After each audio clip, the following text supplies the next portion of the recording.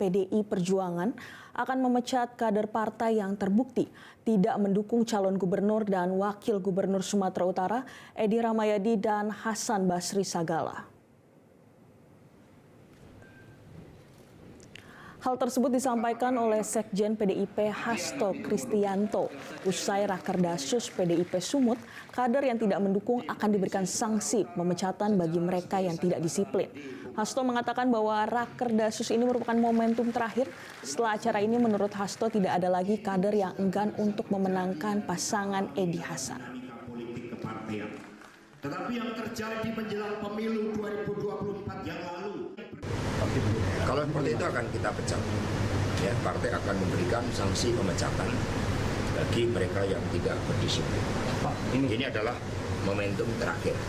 Jadi setelah Rakerdasus ini semua harus tegak lurus, harus satu nafas untuk memenangkan pasangan Pak Edi Rahmayadi dan juga Pak Hasan Basri. Apalagi kemarin beliau berdua juga sudah bertemu dengan Ibu Ketua Umum. Jelajahi cara baru mendapatkan informasi. Download Metro TV Extend sekarang.